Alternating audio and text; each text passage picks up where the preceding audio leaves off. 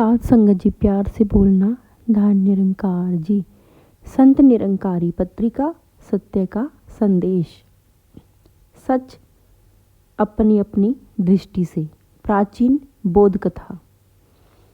बहुत समय पहले एक गांव में 6 बूढ़े आदमी रहते थे।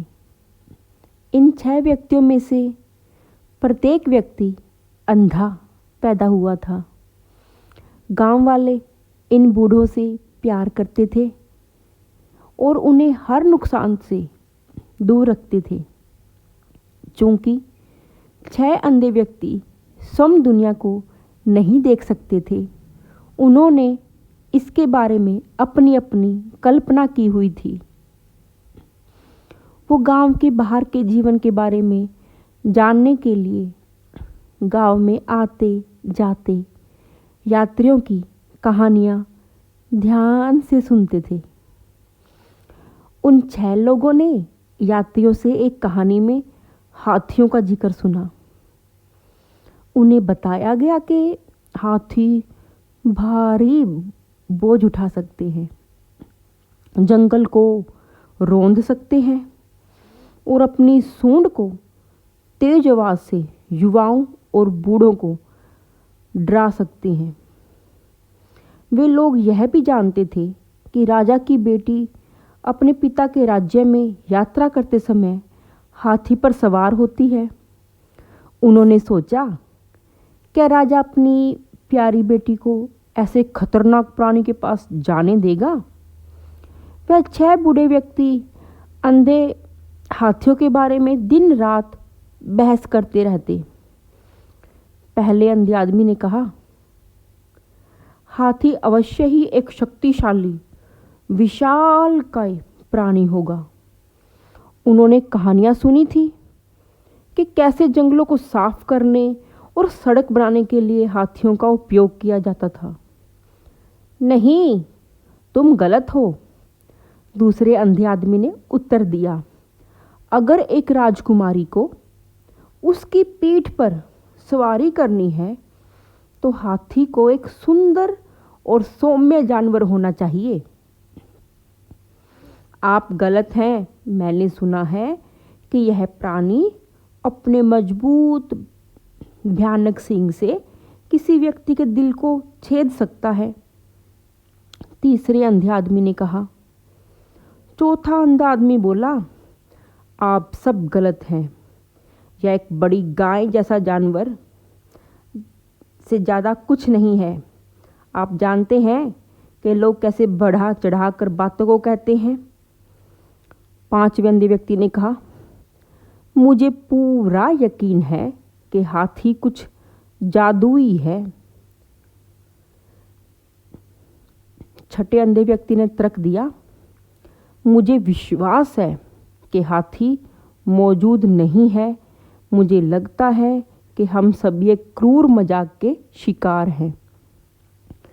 ग्रामीण अंधों के तर्कों से थक गए और उन्होंने हाथियों के बारे में सच्चाई जानने के लिए उन्हें राजा के महल ले जाने की व्यवस्था की।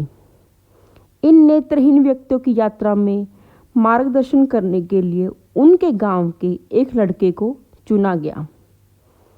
सबसे छोटे अंधे आदमी ने अपना हाथ लड़के के कंधे पर रखा। दूसरे अंधे आदमी ने अपने दोस्त के कंधे पर अपना हाथ रखा। ऐसा तब तक किया जब तक के सभी अंधे लोग उस लड़के के पीछे सुरक्षित रूप से चलने के लिए तैयार नहीं हो गए, जो उन्हें राजा के राजसी महल तक ले जा रहा था। जब 6 अंधे व्यक्ति महल में पहुंचे तो उनका स्वागत उनके गांव के एक पुराने मित्र ने किया, जो महल के बगीचे में माली के रूप में काम करता था। माली उन्हें आंगन तक ले गया, जहां वह बड़ा प्राणी खड़ा था। अंधे आदमी जानवर को छूने के लिए आगे बढ़े। पहले अंधे आदमी ने अपना हाथ उस प्राणी के बाजू पर रखा। हाथी दीवार की तरह चिकना और ठोस होता है, उसने कहा। यह एक बहुत शक्तिशाली प्राणी होना चाहिए। दूसरे अंधे आदमी ने उठकर प्राणी की सूंड पर अपना हाथ रख दिया। यह जानवर एक विशाल सांप की तरह है, उसने घोषणा की। तीसरे अंधे आदमी ने हाथी के नुकीले दांत को छुआ। मैं सही था, उसने फैसला किया। हाथी भाले के समान तेज होता है। चौथे अंधे व्यक्ति ने हाथी के 4 पैरों में से एक को छुआ। यह एक बहुत बड़ी गाय है, उसने कहा। पांचवें अंधे आदमी ने हाथी के विशाल कान को छूकर महसूस किया और कहा, मुझे विश्वास है कि यह प्राणी एक जादुई कालीन की तरह है जो पेड़ों और पहाड़ों के ऊपर से उड़ सकता है। छठे अंधे आदमी ने उसकी मोटी पूंछ को छुआ और कहा, यह हाथी एक पुरानी रस्सी के टुकड़े से अधिक कुछ नहीं है। वास्तव में यह खतरनाक है। माली उन अंधों को एक पेड़ की छाया में ले गया। यहाँ बैठो, घर की लंबी यात्रा से आए हो, पहले आराम करो, उन्होंने कहा। अच्छा, तो अब मैं आपके लिए पीने के लिए पानी लाता हूँ। जब वे प्रतीक्षा कर रहे थे तभी सभी अंधों ने हाथी के बारे में बात की। यह एक दीवार की तरह है, पहले अंधे आदमी ने कहा। निश्चित रूप से अब हम अंततः इस पर सहमत हो सकते हैं। दीवार नहीं, हाथी एक विशालकाय सांप है, दूसरे अंधे ने कहा। यह एक भाले की तरह है, तीसरे अंधे ने कहा। चौथे अंधे आदमी ने कहा, मुझे यकीन है कि यह एक विशाल गाय है। पांचवें अंधे व्यक्ति ने कहा, बिना किसी संदेह के यह एक जादुई कालीन की तरह है। क्या तुम नहीं समझ पा रहे हो कि किसी ने हमें धोखा देने के लिए रस्सी का इस्तेमाल किया है? छठे अंधे व्यक्ति ने कहा। अंधों की बहस जारी रही और उनकी बहस की आवाज़ें और तेज होती गई।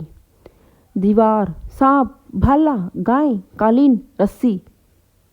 चिल्लाना बंद करो, बहुत क्रोधित स्वर में पुकारा गया। यह राजा था। वह यह सब क्रियाकलाप देख रहा था। आप सभी इतने आश्वस्त कैसे हो सकते हैं कि आप सही हैं? राजा ने पूछा। अंधों ने प्रश्न पर विचार किया, यह जानते हुए कि राजा बहुत बुद्धिमान व्यक्ति है। अंधों ने कुछ भी ना कहने का निर्णय लिया। राजा ने कहा, हाथी एक बहुत विशाल और बड़ा जानवर है। आप में से प्रत्येक ने केवल एक ही भाग को छुआ। शायद यदि आप सभी भागों को एक साथ रखेंगे तो आपको सच्चाई दिखाई देगी। जब माली पानी लेकर लौटा तो 6 अंधे व्यक्ति छाया में चुपचाप आराम करने लगे और राजा की सलाह के बारे में सोचने लगे। राजा सही कह रहे हैं, पहले अंधे व्यक्ति ने कहा। सच्चाई जानने के लिए हमें सभी भागों को एक साथ रखना होगा। माली ने अंधों की समस्या समझी और कहा, आओ, मैं आप सबको अपने साथ लेकर चलता हूँ।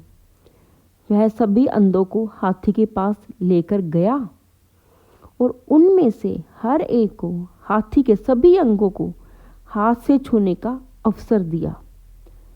अब सभी अंधे यह जान गए कि उन सब का सच पहले अधूरा था, लेकिन जब सबने हाथी के सब अंगों को छुआ तो वह सच पूर्ण हो गया।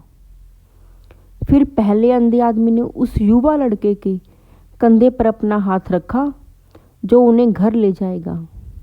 दूसरे अंधे आदमी ने अपने दोस्त के कंधे पर हाथ रखा और यह क्रम इसी तरह तब तक जारी रहा जब तक कि सभी 6 आदमी एक साथ वापस चलने के लिए तैयार नहीं हो गए। यह समझने की बात है कि हर व्यक्ति अपने अपने दृष्टिकोण से सच देखता है, लेकिन हम सभी को दूसरे की राय का सम्मान करना चाहिए। आखिरकार वास्तविकता के बारे में उनके विचार हमारे दृष्टिकोण से भिन्न दृष्टिकोण पर आधारित हैं। हम सभी को मिलकर सत्य के बारे में निर्णय लेने का प्रयास करना चाहिए। साचे का कोई ग्राहक नहीं, झूठे जगत पतीजे जी। कहे कबीर सुनो भाई साधो, अंधों को क्या कीजिए जी। संत कबीरदास जी, धन्य निरंकार जी।